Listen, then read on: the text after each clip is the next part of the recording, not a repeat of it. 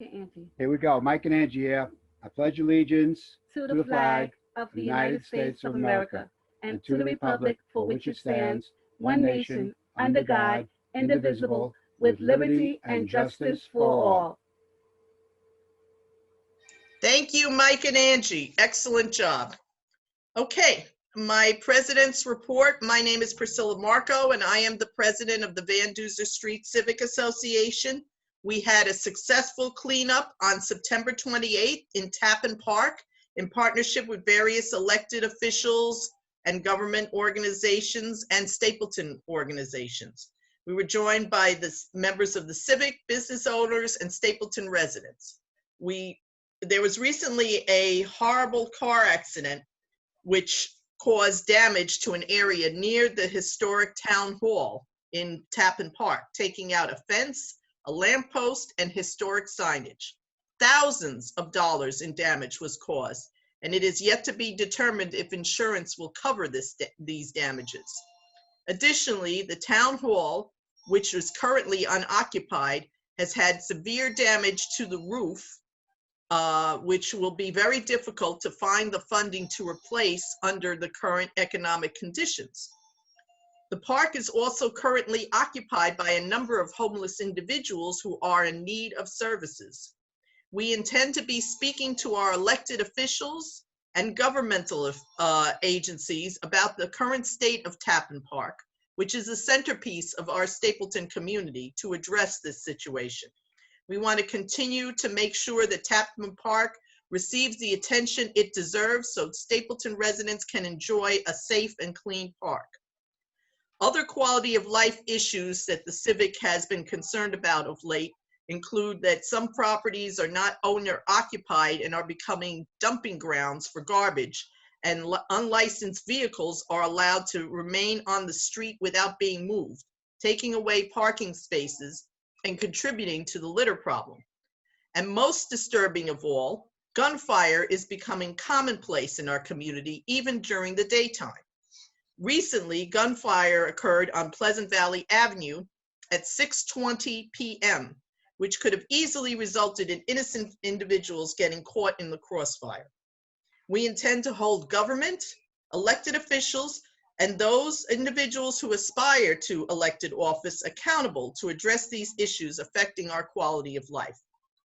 And to people who are interested in our Civic, please pay your dues so we can be an effective voice for you.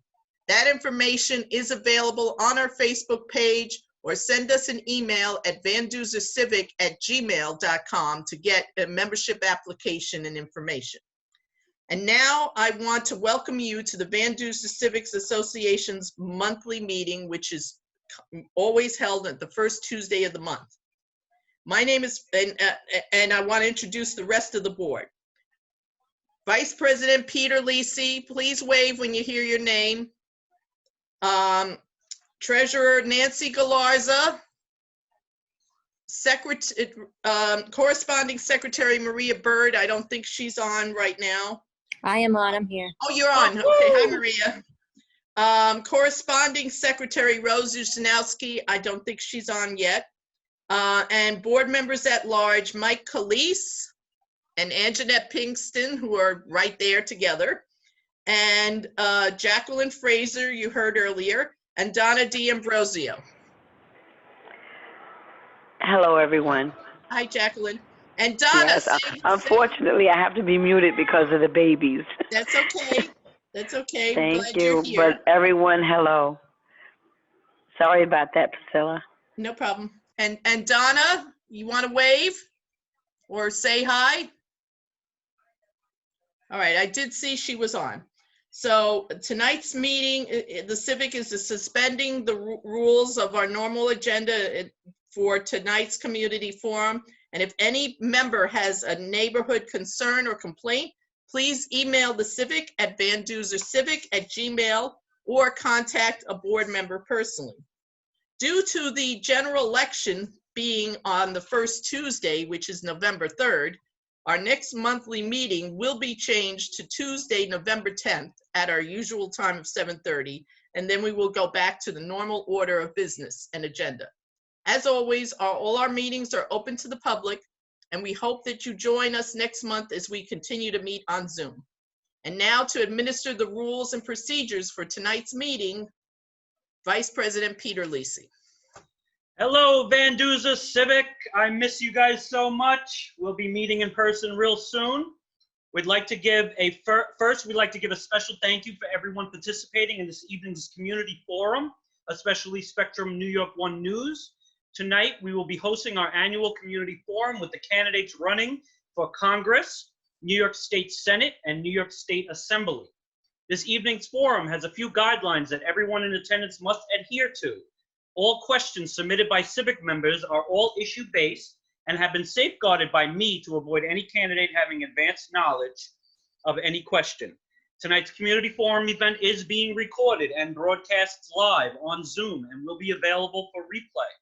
In the interest of time, we will not be taking questions from the floor. However, if time allows, questions can be submitted through the chat and may be selected by the moderator. We ask everyone to respect each other in attendance tonight. If someone is found to be causing a visual disturbance during the forum or displaying political signs or inappropriate activities, you will be immediately removed from the forum by a host moderator.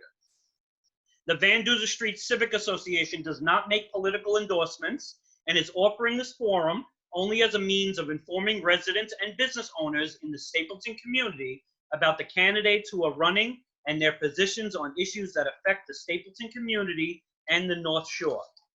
Now, without further ado, allow me to introduce our moderator for this evening's forum, Spectrum New York One News anchor, Anthony Pascale. Anthony has worked as a journalist for more than 20 years, including the past 13 years here in New York City. Anthony's reporting has long been focused on Staten Island. That led him to become honored by several organizations, including being ranked the 20th most powerful person in the borough when City and State released its list of most influential Staten Islanders in 2016. Anthony grew up in New Jersey and went to Ithaca College. He currently hosts the station's hyper-local news segment, Around the Borough, with highlights local stories from across the city. He can be seen nightly on New York One with regular live segments on New York One Live at 10. So right now, let's give a warm welcome, a Van Duzer welcome to Anthony Pascale. That's great. That's great. Thank you so much, Peter. And this, I have to say, this is something different. I've been with you guys the last for a couple of years, and when you said this was over Zoom, I said, okay, this is going to be fun.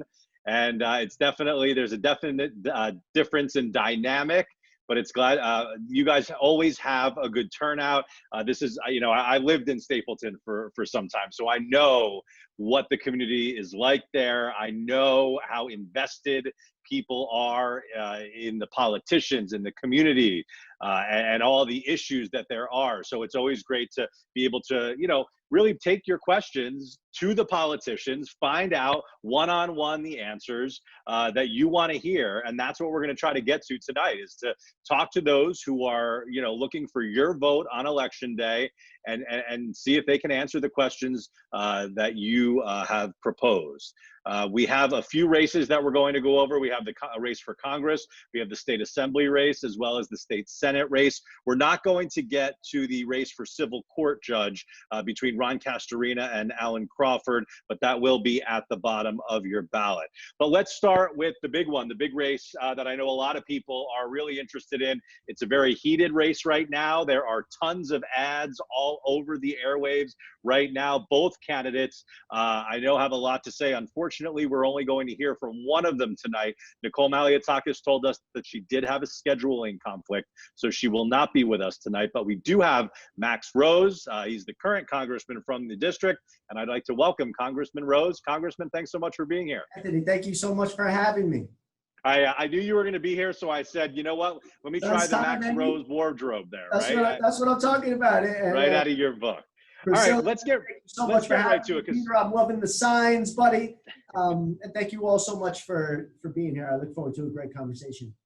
All right, and there's a lot to get to, so let's jump right into it. And I want to get into something, news that just broke a couple of hours ago. President Trump just announced that he is no longer going to negotiate with Nancy Pelosi for another stimulus bill. We have thousands of people that are out of work.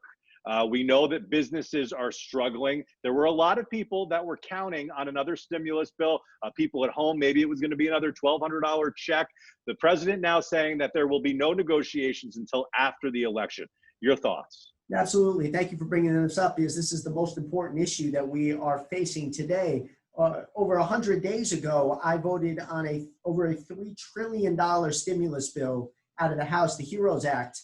It was a bipartisan bill, complete with aid to healthcare institutions, education, state and local aid, testing, extensions of unemployment benefits, and so much more. Was the bill perfect? Absolutely not, but it was an opening salvo of negotiations.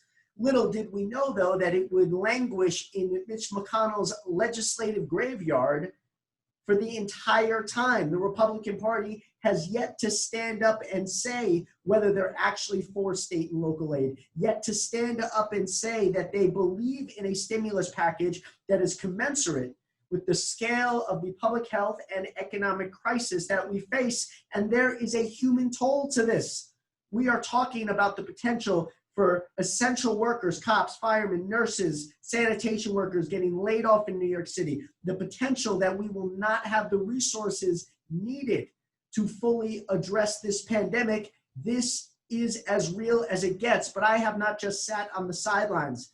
2 weeks ago, I was a proud participant in a coalition, a bipartisan coalition in the House that announced a bold and nonetheless bipartisan framework for COVID relief. $1.5, $1.6 trillion with the potential to scale up to over $2 trillion with, yes, all of those critical ingredients that I just laid out, to include, I believe, most importantly, state and local aid. And we pushed the party leaders to get back to the table with the understanding that there are two things that we cannot do right now. One, have a skinny bill, doesn't do enough. Two, have a pure partisan messaging bill. When Nancy Pelosi decided to put a $2.4, $2.3 trillion partisan messaging bill on the floor rather than this bipartisan compromise framework, I voted against it. I was disappointed that that's what happened. But I am even more disappointed at this point that Donald Trump is walking away from negotiations, that he is giving up on the American people, and that the Republican Party, to include my opponent, is silent.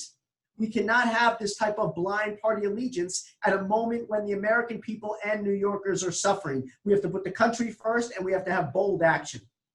Congressman, is there a dollar amount to the stimulus that you'd like to see, or is there ever a dollar amount that's too much that you say, okay, well, that just seems to go beyond what I'm comfortable with? Well, look, we are, and to use the president's words, at a moment of war. Total war against an unprecedented pandemic. And in my experience in war, you can't be fearful of overspending.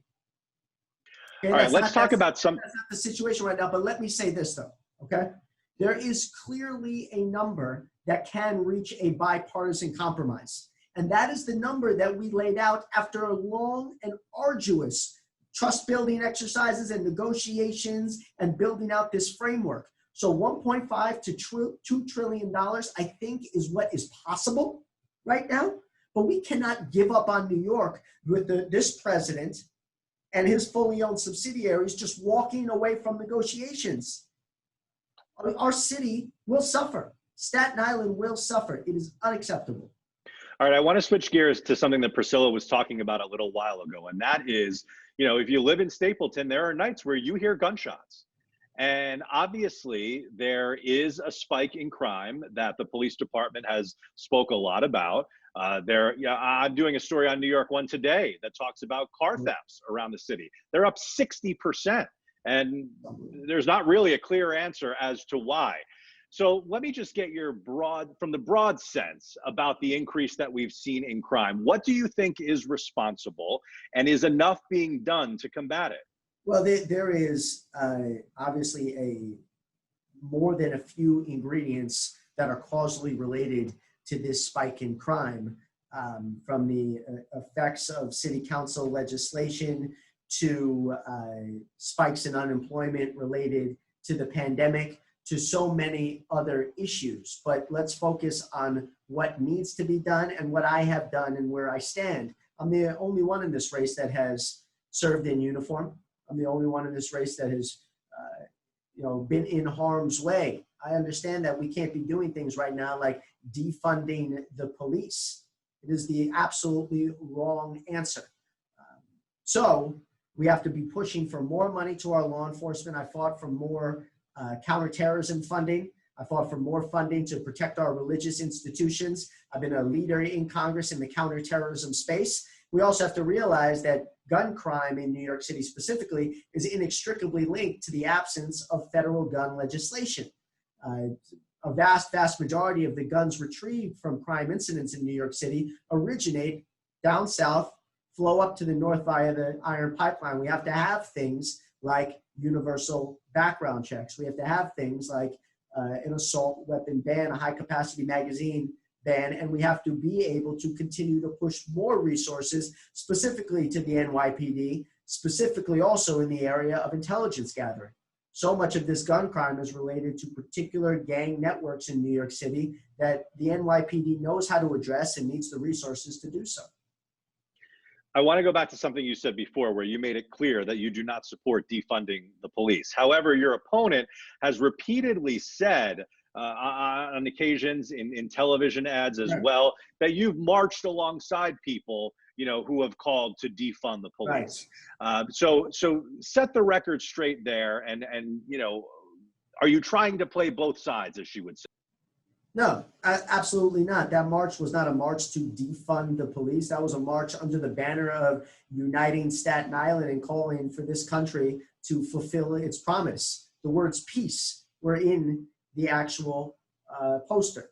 Now, were there, of course, some knuckleheads that said some things that I absolutely disagree with? 100%. Try to find a march where that's not the case. Nicole led a march in South Brooklyn where some people called for others to be raped. They said Black lives don't matter. I would never ascribe those views to her. That wouldn't be fair. But I do think that this is a moment where we have to work on building bridges on Staten Island. We have to work to unite the island. But again, I'm the only one in this race that's put on the uniform. I bled for my country. National security, counterterrorism policy, public safety is my number one concern. And I have ardently opposed defunding the police from the get-go. So how would you change the community's relationship with law enforcement, especially in marginalized communities where people don't believe that law enforcement is looking out for them? Well, the first thing you shouldn't do is run advertisements insinuating that they are looters and criminals and generally violent people. I think that is the type of divisiveness and vitriol that rips apart communities at the seams. This has got to be based around hard and arduous bridge building, relationship building, step by step by step. And we also have to significantly invest in opportunity. Okay? We have to invest in job training. We have to save and resuscitate our economy. And we certainly have to put the economy back on the side of working people. Our system right now is riddled with rampant unjust inequalities, and a system that is more aligned with the wealthiest amongst us, corporate PACs, lobbyists, both of whom I don't take any money from, a system where, quite frankly, if you want to get entry into many congressmen's offices, you do it with the strength of your checkbook. I don't blame many people for feeling as if the system is not aligned with them. That's why we have got to fundamentally change the system. So this is going to take hard work. It will take on the ground work, grassroots work, but it certainly doesn't take someone who's willing to say and do anything to win an election. I think that's fundamentally wrong and not conducive with building a better community. And if you're watching along with us tonight, I want to make sure that you have the chance to ask your questions of the congressman. So put them right in the chat, and when I take a look at them and I see them there, we'll go right to them. Congressman, I want to talk about something that you have plenty of experience in, and that's the military. You served the country in the wars in Iraq and Afghanistan. Regarding investment in the military, do you believe that we have sufficiently invested in the military, or do you believe in times where cuts need to be made, that there are places to cut. No, look, I don't support fundamentally cutting our military budget. I don't think that that should be our North Star. Does that not mean that there are inefficiencies that we should be finding in the military? Is the military not riddled with fat at times? Of course it is. We should be constantly looking to make for a leaner and more efficient organization. We also, though, have to focus on trying to align the military for 21st century threats. We have to align the military to potentially counter China in East Asia. We have to align the military to engage in cyber warfare. We have to align the military to think about space as a fourth or fifth domain of warfare. It's one reason why I so resoundingly supported the President of the United States when he established the Space Force. And we also cannot leave our eye off the ball of two things. One is the continuing prevalence of terrorist threats and non-state actors, from ISIS and other jihadist threats to the global emerging white supremacist terrorist threat. And also, we cannot lose sight of continuing to support our alliances, whether it is NATO and Israel, as well as our alliances in East Asia and Central Asia, from South Korea, Japan, and so many others. So that means an institution in terms of the Pentagon and the military that is consistently evolving, that is nimble, but that is always the best funded in the world. All right, there are plenty of Staten Islanders that are concerned. Staten Islanders love their cars. They love to drive. And there are a lot of people who drive that are worried about the Staten Island resident toll discount. And with cuts to funding and through the pandemic, people are worried that this subsidy that is being given to cover the discount program may go away.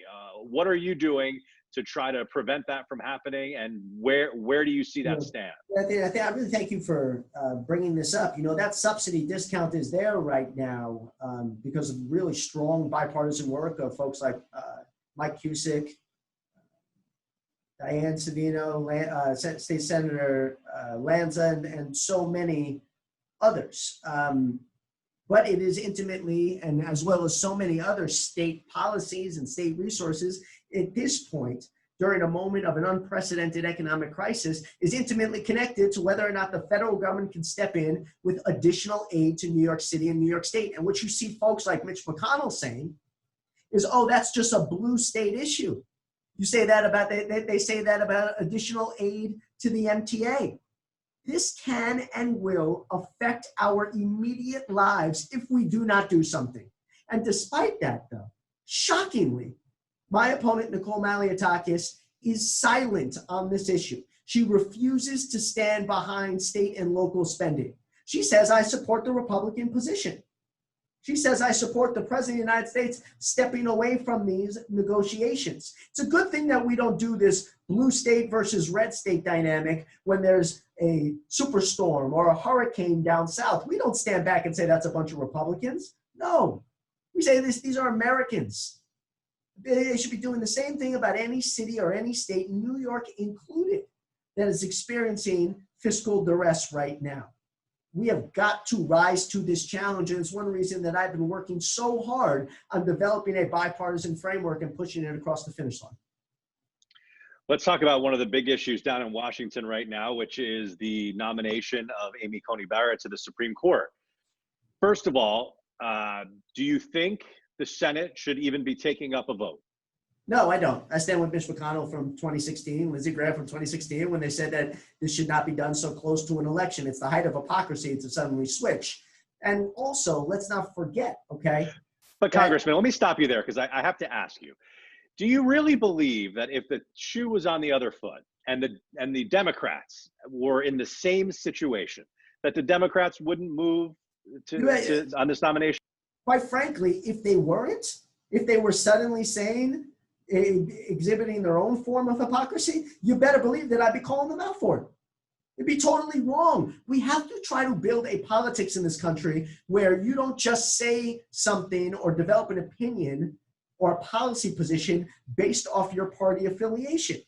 Now, with that being said as well, okay, it is humiliating and distressing, and it pisses me off that Mitch McConnell will sit on COVID aid and COVID relief and state and local aid for months and months and months, but he will move as fast as possible for a Supreme Court nomination. It's clear that he's capable of moving that institution when it matters to him. But New York City, the future of New York City, the future of New York State, the future of our own neighbors and family members, from toll discounts to people's jobs, apparently doesn't matter. My opponent, silent on this. One of the big reasons that this is such a hot button issue is because some truly believe that if Amy Coney Barrett is put on the Supreme Court, that they could go to overturn Roe v. Wade, and abortion could no longer be legal here in the U.S. There's a lot that would have to happen before that could actually become reality. But let me ask you, just frankly, your stance on abortion. Yeah, I'm an ardent believer in pro-choice policy. And pro-choice judicial rulings. I firmly, ardently believe that it is a woman's right to make decisions about her own body and her own reproductive health. What about gun ownership? Are there, situations where, obviously people have the right to have a gun, but I know you've said before there are too many on the street. Yeah, look, I speak as a former gun owner. When I was stationed in Texas, I was going to the range with my buddies every week. Okay, I understand that there is a place for legal gun ownership, and it has a really strong place in American culture. But with that being said, there is comprehensive and sensible gun legislation that is totally possible. Let's start with universal background checks. Call me old-fashioned, my friend, but I don't think a criminal or someone on a terrorist watch list or someone with a history of domestic violence should be able to buy a weapon. But in the absence of federally mandated universal background checks, that right now is possible in certain states.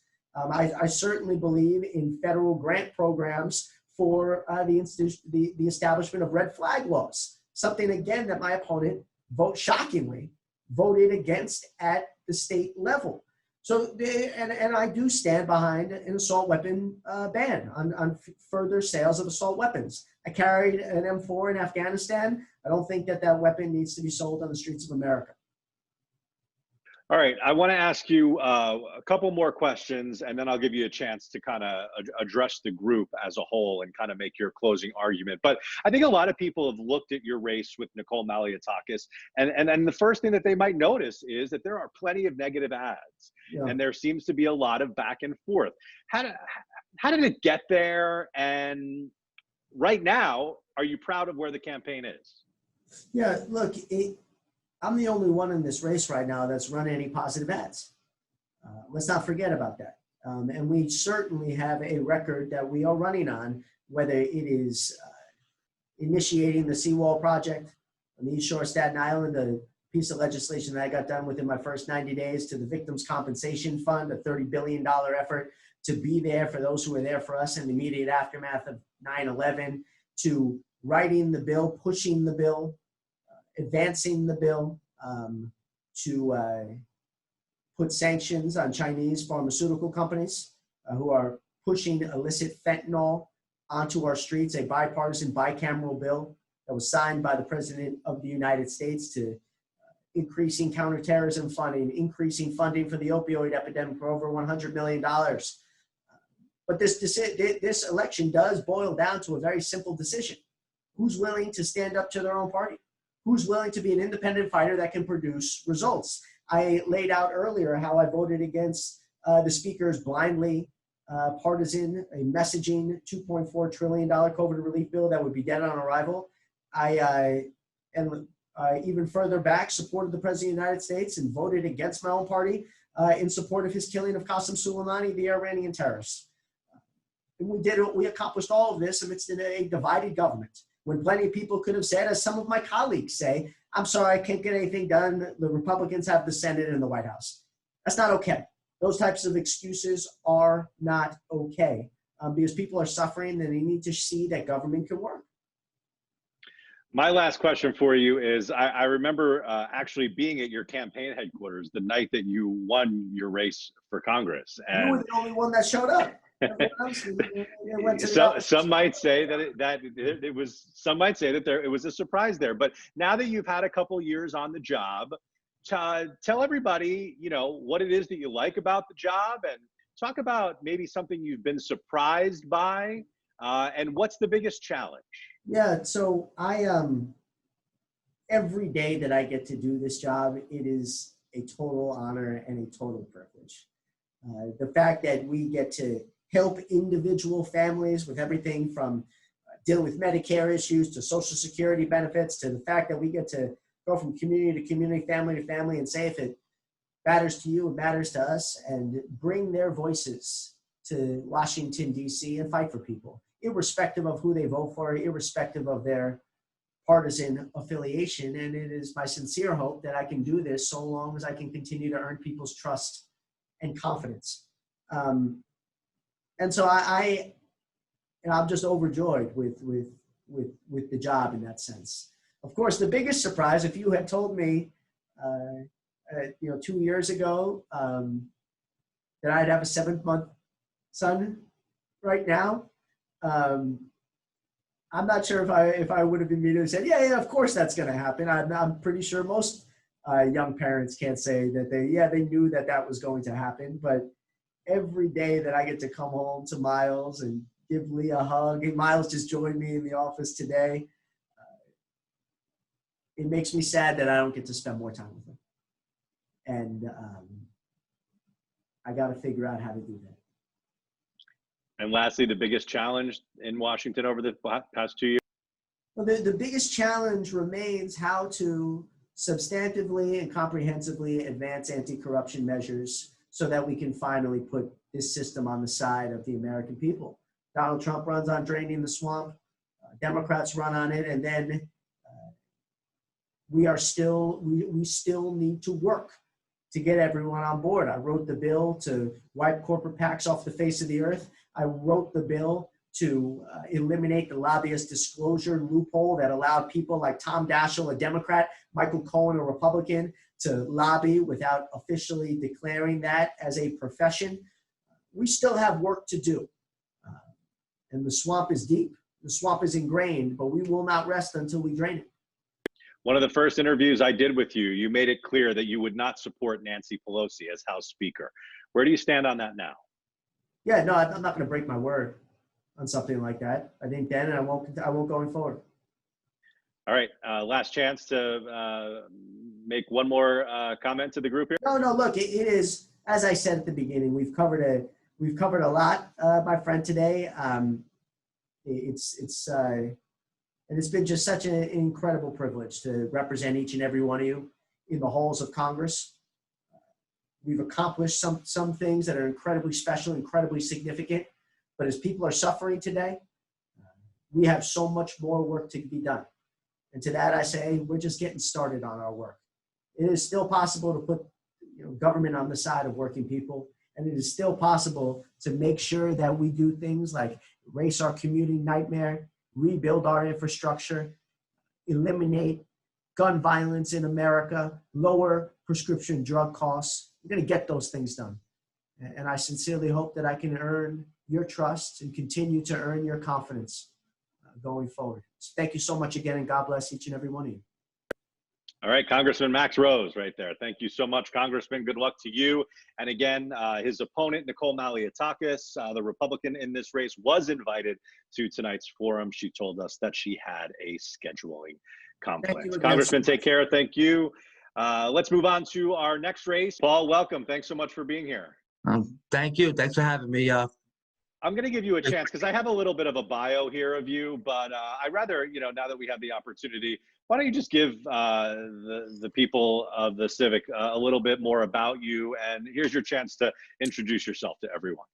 Okay, thank you very much. First of all, thanks everybody for having me.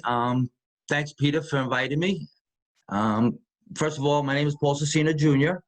I moved to Staten Island when I was 7 years old, so I've been living on Staten Island for 47 years. I have 4 brothers. I have 4 daughters. My father was a retired cop. My brother's a retired cop, and also was a retired detective. My last years of my career, I worked out here in homicide for 8 years.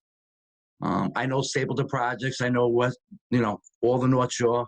I lived in 3 addresses my whole life, which is mostly all on the North Shore. I'm got into the race in the assembly for a couple of reasons.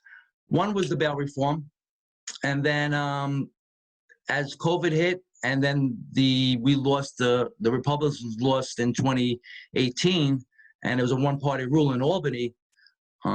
Things just got a little out of hand in New York. We had no the Republicans had no debate, even if you had the same ideas. You couldn't debate it. It's just one-party rule, and they came in and they just took the liberal agenda right through the next 2 years, including up to today. And as we see in the COVID stuff, we see that our Governor Cuomo, has this dictatorial powers right now that the legislature has not answered him on it or called him on it, and he has it until 2021. All right, so let's go through some of the issues that we can talk about and find out your stance. Obviously, crime is a big issue for you. So right now, do you see the bail reform laws as one of the big reasons for the recent spike in crime? I see it in this case, and I'm going to explain. We always had bail. As a cop, you made an arrest, you went to the DA's office, you drew up an arrest, it went to court. The police officer or the detective or anybody that made that arrest was not at the courthouse. So the DA and the defense attorney will come up with an idea, present it to the judge. If the defendant had a recidivist arrest or if he had warrants, never showed up at court, bail was presented by the prosecutor. But the judge always had discretion.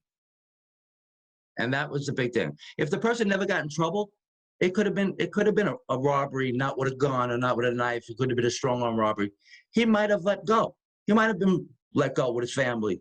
He had ties. He had a job.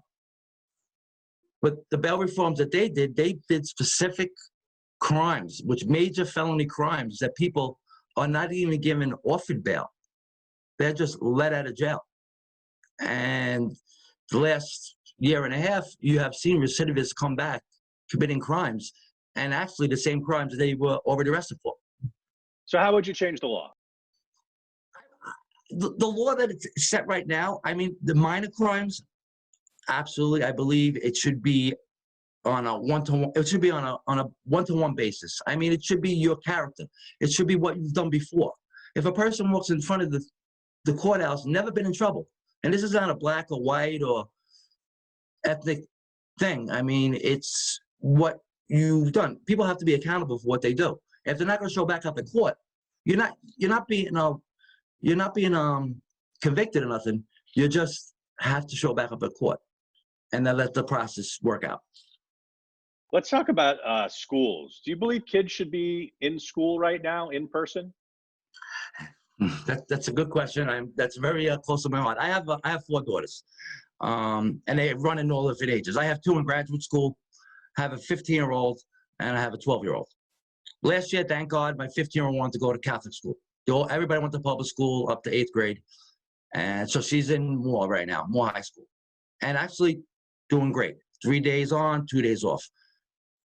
My daughter, Sophia, who was 12, finally went to school today. This is our first day in-person school. 7 kids in the classroom. Thank God, she's pretty good. She knows how to use a computer. You don't have to watch. You don't have to stay on top of her. But as far as every kid don't like school, but they like it because they want to be around their friends. They want to be interactive. They want something to complain about. So I believe they should be in school. Yes. Today, the governor and mayor announced that in certain areas where there are flare-ups of COVID-19, they are going ahead and closing the schools, and they're also going to close non-essential businesses. I know it was a big issue for a lot of people when a lot of things were shut down. It severely hurt businesses. Where do you stand on, is it okay to close businesses when it's in the name of public health? You know what? When this is unprecedented. First of all, I never thought this would happen to begin with. I worked down in downtown Brooklyn. When they first closed everything down, it was like a ghost town. It was unbelievable. But I think what happened was they didn't give it a chance to come back. They took it and held it for a long period of time. And I believe it hurt people more by staying home. And also, it cost the government a lot of money. I mean, you know, we had Max Rose on before this and, you know, $2.2 trillion, you know, it costs a lot of money to keep people home. And if the businesses aren't paying taxes, how do you pay for this? That's the big thing. And entrepreneurships, especially restaurants, they work on a very small margin. They can't, you know, they have to order their food, you know, 3 days in advance. They cannot order it 4 days in advance or, you know, 2 weeks in advance. So they have to be kept up to date every day. They work day by day. And if there's rain and if there's snow and if there's a hurricane, you know, their businesses suffer.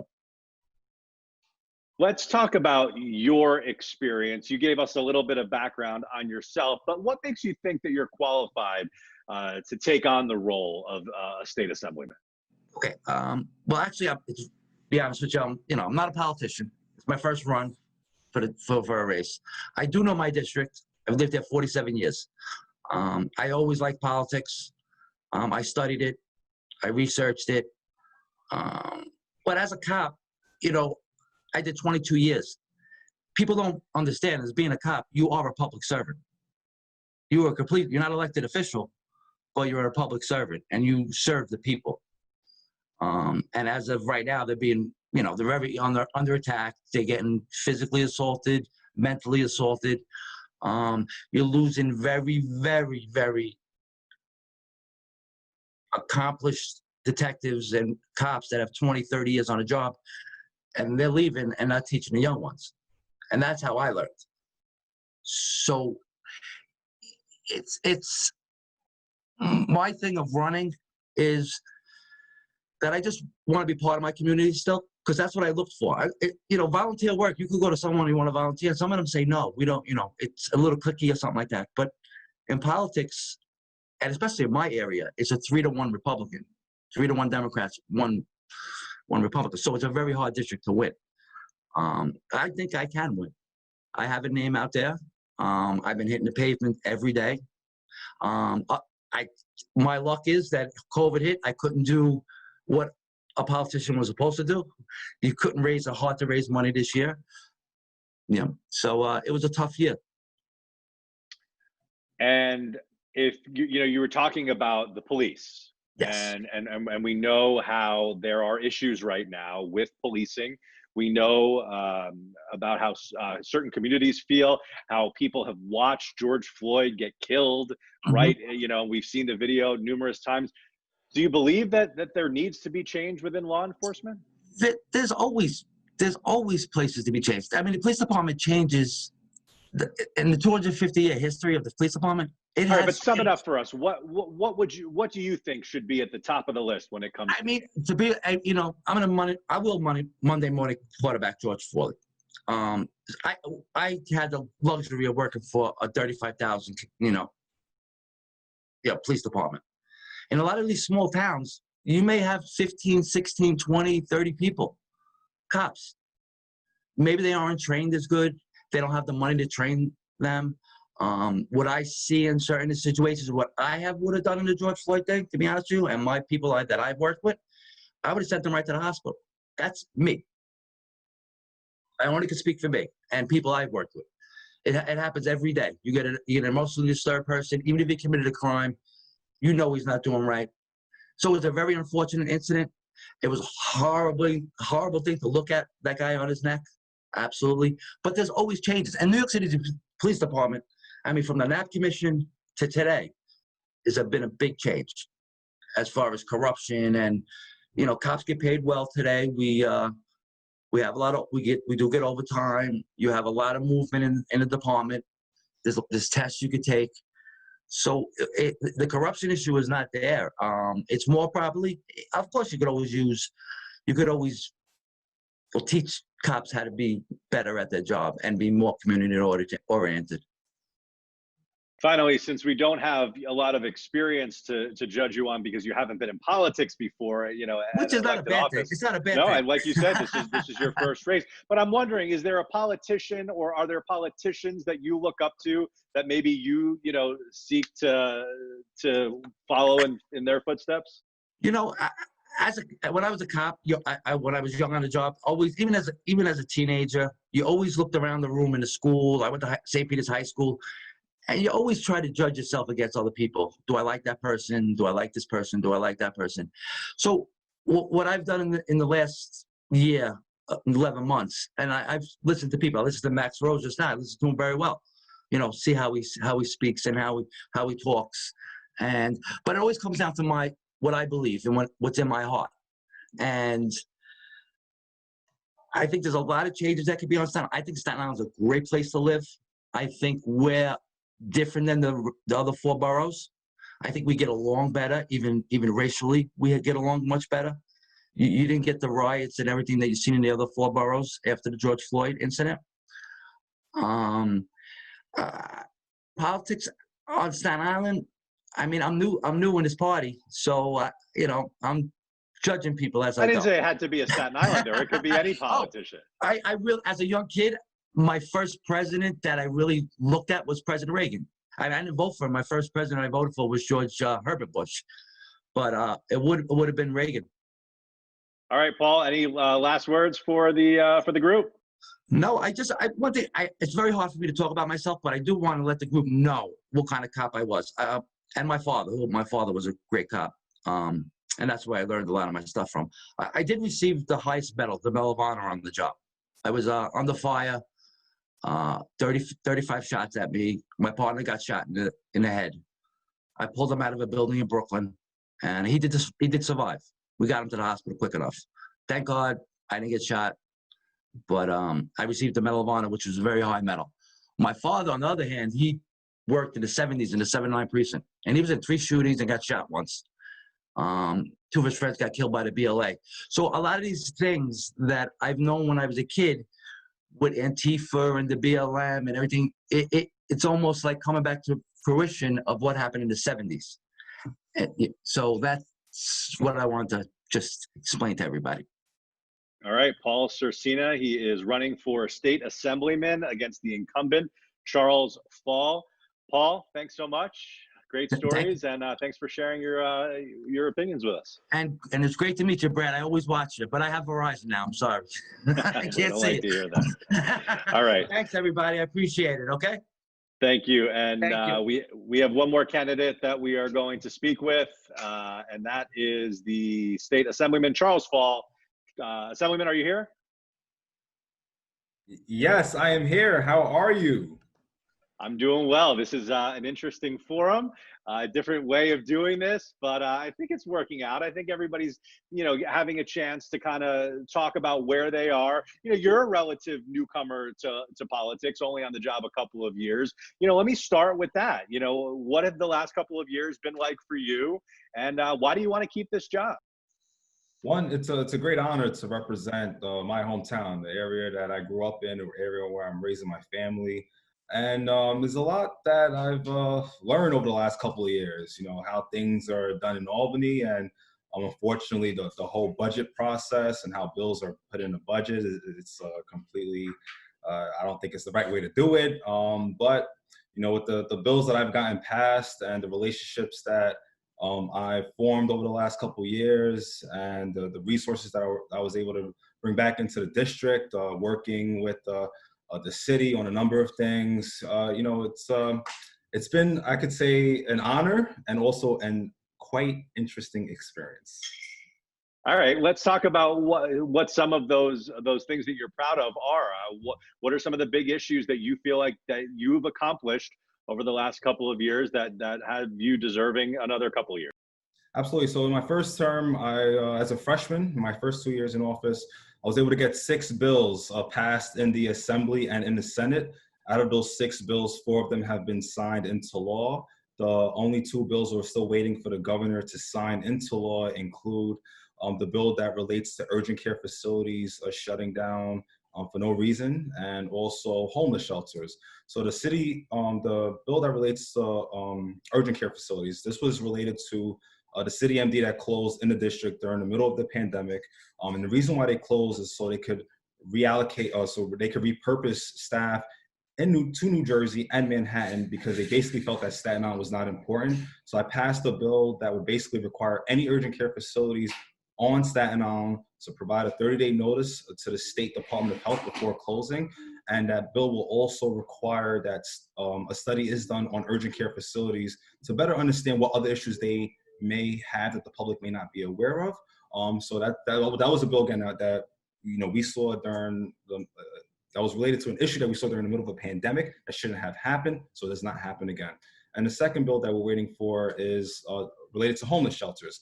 So we saw what happened at 44 Victory Boulevard. This is not an anti-homeless shelter bill. This is a bill that is looking for transparency. So basically, before the city decides to come into a community and say, hey, this is what we're getting ready to put in your community, there needs to be a public hearing before that, and so that bill passed the Assembly and the Senate, and we're still waiting for the governor to sign that. And again, the reason why it's still, the governor hasn't signed it because we passed this during a special session several weeks ago. So I would imagine in a couple of weeks we'll, hear some word from the executive. And lastly, freezing the Verrazano Bridge tolls, securing $6 million in the budget to ensure that it stays at $550. We were successful with that. And how confident are you, though, that it's going to stay at 550? I'm sorry?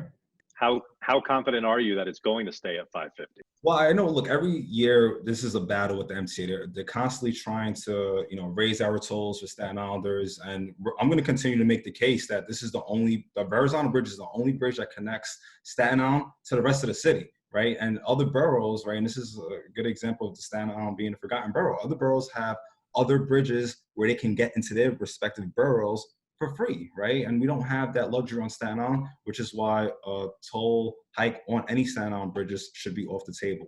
So let's talk about an issue that everyone's been bringing up tonight, and that's crime. How concerned are you about it? Well, I am concerned about crime. I do also know that I do have faith in the job that our law enforcement is doing.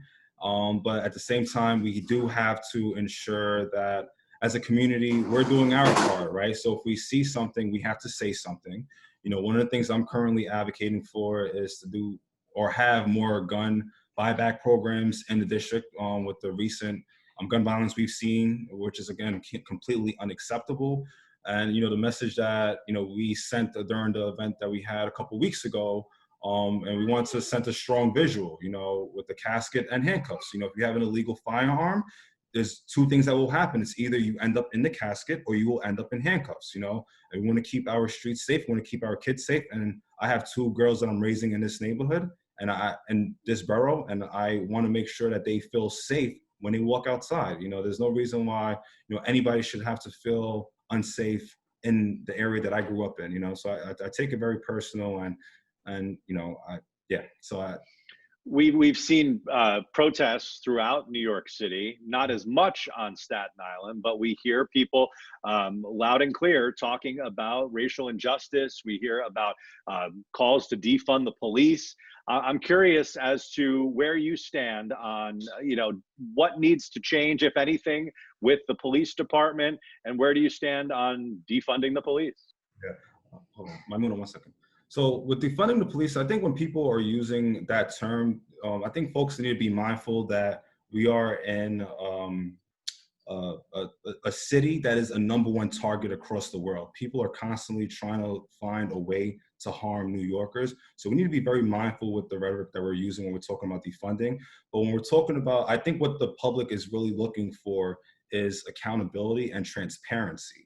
And that's some of the stuff that we've done in Albany, to make sure that, those officers that are, doing things that they're not supposed to be doing are held accountable, right? Because if you have a situation where an officer is doing something and is not held accountable, think about the message that sends to the public, and think about also the message that it puts their colleagues in, right? Because there is this culture in NYPD where, you know, they don't want to, my understanding is that they don't want to ever give up one of their own, right? So if you're going to put your colleague in a situation that they shouldn't have to be in, you know, we want to be mindful of that. So that's why we got to make sure that we have accountability measures. And that's why we also passed those bills in Albany a couple months ago.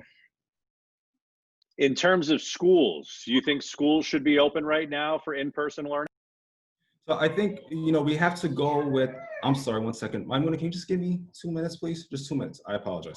I think with schools right now, as long as the levels continue to remain low, the levels of COVID-19 continue to remain low, I'm supportive of schools being safely open. I'm personally sending my daughter back to school for blended learning. It's as a parent, it's